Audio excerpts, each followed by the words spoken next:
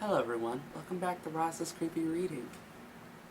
As you know, video games have been going on since the 80s, even longer.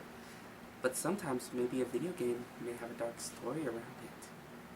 We're going to be talking about an old computer game from 1990 called Mr. Mix. Let's begin the story.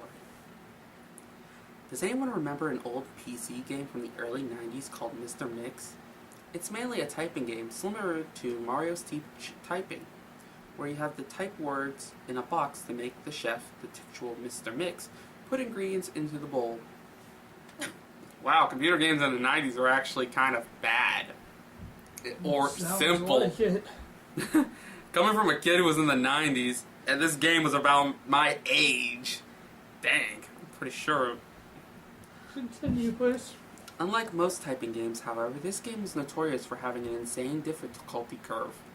How insane? Insane as in, my thumbs are broken, or you throwing a keyboard across the room.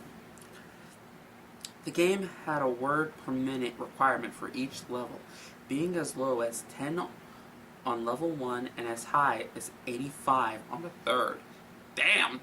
I'm surprised anybody who after playing this doing this. They could be forming stories from how fast they're typing. Shit, it reminds me of high school.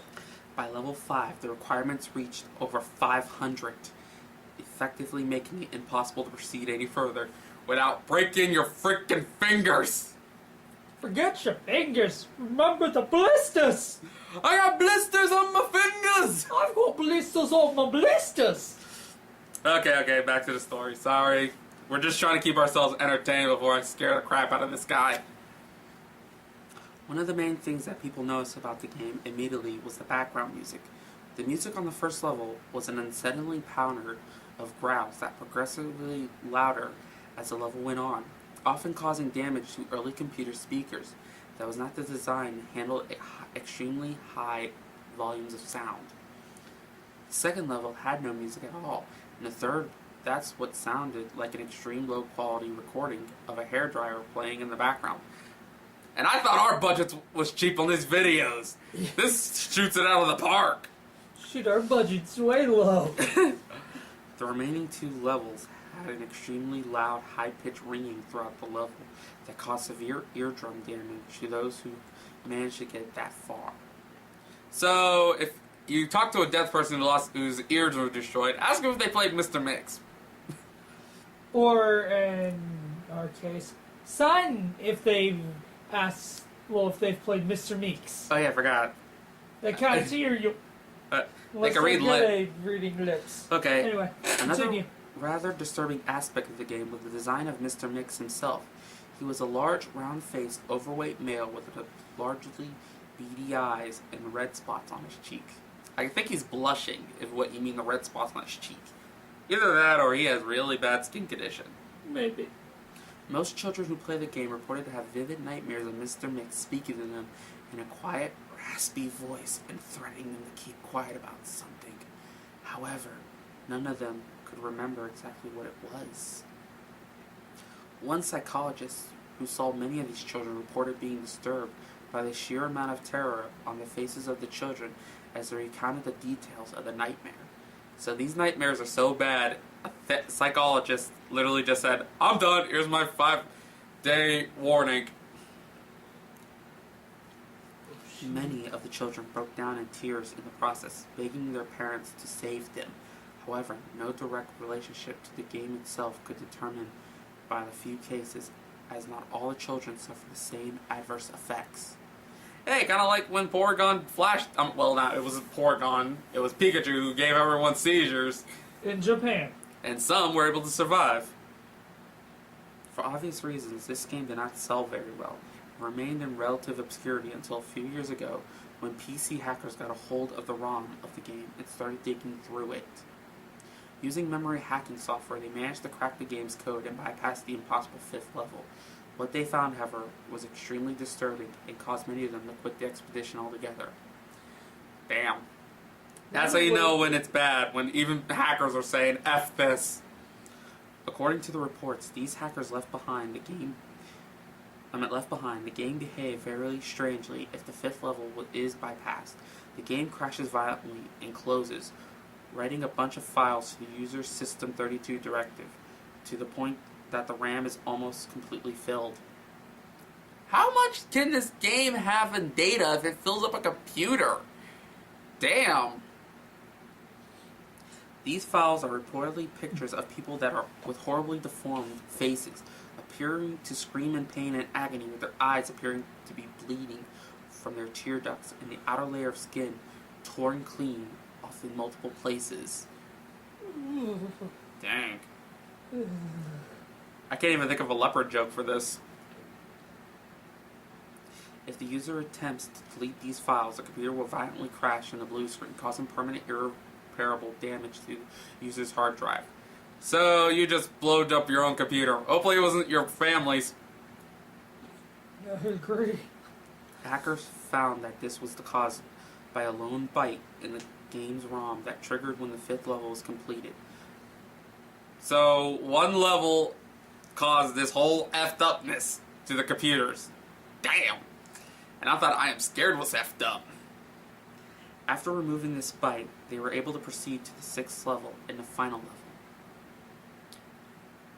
Unfortunately, all the original hackers declined to discuss what they saw in the final level, because the writer could not think of anything to put down in that final level. Just kidding, I don't know what could have happened. All of them became extremely paranoid and reclusive, refusing to talk about anything related to the game, and showing astonishingly extreme symptoms of post-traumatic stress disorder. For Lord's sakes, they weren't in war, so why are they freaking out? So what, every time they see a chef, they're gonna piss their pants and run away? Hey, you don't know what they saw, man. Still, so what? If they see a chef, they're gonna run, so if they go to a cooking store, they're gonna they're gonna shit themselves? Hey, if you seen the photos that they had on there, that's probably child's play compared to what the sixth level was. Most of them ceased to be able to form coherent sentences within the weeks, and within months, all of them went missing. All remaining copies of the game were destroyed. Wait a minute, there were copies of this obscure game? They said they did so well. So somebody was able to gather them all, the obscure games, and light them on fire. Okay. To this day, no one knows what was in the game that caused them so much psychological damage. Maybe it's better that way. 2 years after that incident, a man was arrested after trying to kidnap an 8-year-old girl from a grocery store. Though DNA and fingerprint analysis, the man was identified as one of the original hackers who viewed the final level of the game. Damn. He was wearing a white chef's hat, and he had a look of an unspeakable malice and insanity on his face. So, basically, like this.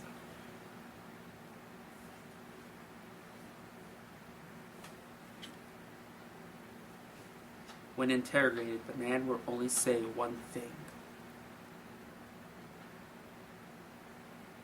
Shh. I am Mr. Mix.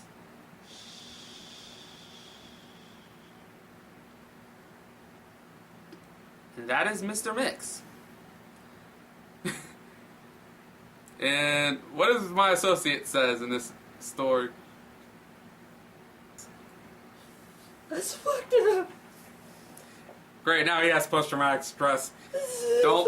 He's gonna shit himself every time we go near a friggin' restaurant now. Look at Chef Boyardee the 7. So if I show him a can of Chef Boyardee, he's gonna... I'll kill you. Okay, my honest opinion, the story does the job of creeping you out, but it also gives you the unknown questioning of what the hell is that final levels. We don't know, but whatever it does, it causes the person to start thinking they're Mr. Mix and wanting to torture and kidnap kids. Kidnapping kids, Slenderman crap. I'm not gonna go at that one so easily.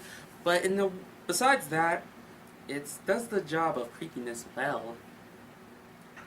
But due to the fact it gives you not that much info, but it gives you enough to understand it, I'm gonna have to give this rating a Olive Garden.